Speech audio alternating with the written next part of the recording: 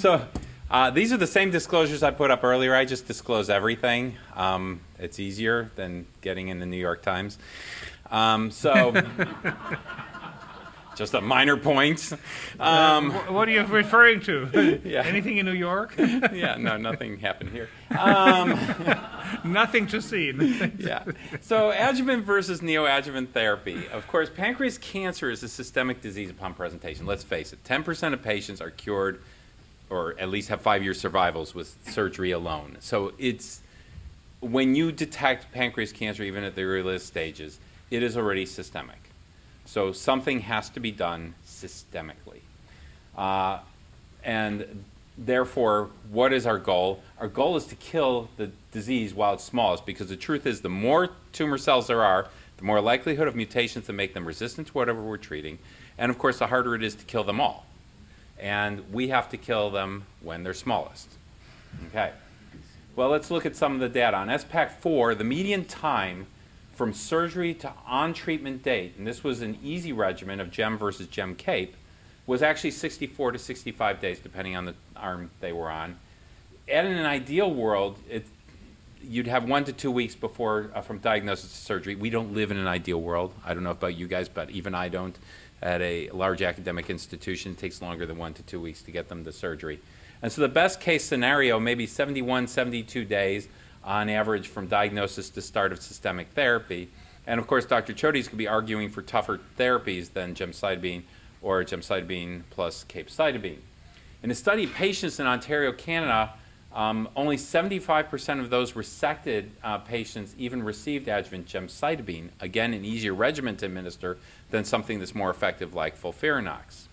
So it's concerning that you're going to have 25% of patients, if you resect them first, who will never ever get a chance at having those micrometastases treated while they're still microscopic. Of course, Mike is going to justify his whole thing with this, and you always use your opponent's data to try and win. And in fact, actually, I think the data is great. FOLFIRINOX versus gemcitabine, randomized trial. You can see the difference in the arms. That's really nice to see. They didn't have to draw the y-axis really high to make the arms separate or anything like that. And that's true for overall survival as well. And in fact, we saw pretty spectacular overall survival, which also states that chemotherapy works in the metastatic disease to help these patients live even longer after recurrence. So I think we had a lot of good news from this regimen, and I do agree that it deserved plenary. What about gemcitabine nab-paclitaxel? Well, I'm not going to talk about it much because all we have is a press release, but it wasn't an overly promising press release. Disease-free survival, the primary endpoint as measured by central adjudication, was negative. So at the moment, gemcitabine nab-paclitaxel is not part of this debate. Again, you just saw mention of the Preop study, which is a randomized controlled trial, a very difficult to do randomized controlled trial of doing preoperative therapy versus immediate surgery. It's always tough to test one modality versus delaying a modality, and the modality people believe in the most, of course, is surgery, rightfully so. We don't know that we cure anybody without surgery, but we don't cure a whole lot of people with surgery and nothing else. So this trial, again, used GEM, followed by GEM-RT, followed by a little bit more GEM, but not a lot of treatment pre-op, followed by surgery versus surgery, followed by all the gemcitabine post-op. And the disease-free survival favored the radiochemotherapy arm, and the overall survival also favored it numerically, but the p-value is 0.074, although that just means there's a 7.4% chance that this happened by chance. It doesn't mean that it didn't happen. It wasn't something that happened. But nonetheless, it favors the idea of giving some neoadjuvant therapy beforehand. What it doesn't do is it doesn't tell you whether the GEM or the GEM radiation or both were required to get to your goal of getting better results with neoadjuvant therapy. And I wouldn't call this an absolutely definitive study. It's not big enough to consider it that, but it is a promising study. And we don't know the impact of a total neoadjuvant therapy approach or the impact of using a more aggressive regimen than gemcitabine.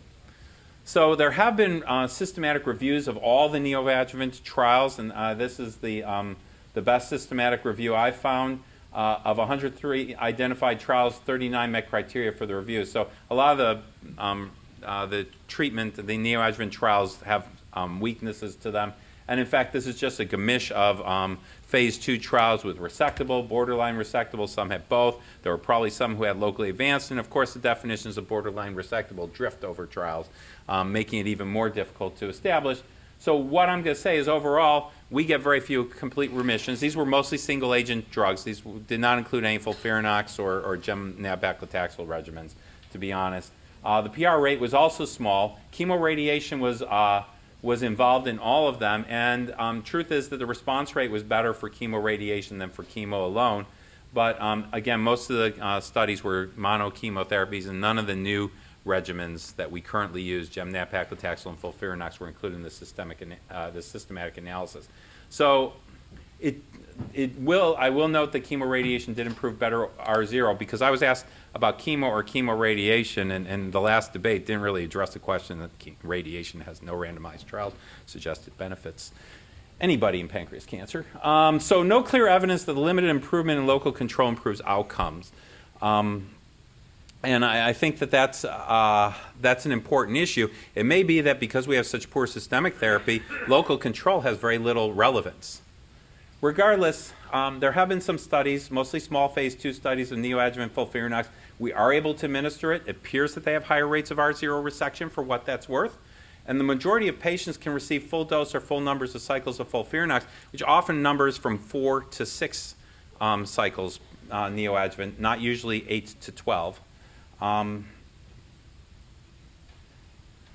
And of course, you just heard a debate about SBRT, but in a neoadjuvant alliance trial of chemo with or without SBRT, it was removed from the protocol due to lack of benefit. So just because SBRT sounds sexy, as does proton therapy and a lot of other things, gamma knives, all those things with cool names, doesn't mean you should use them.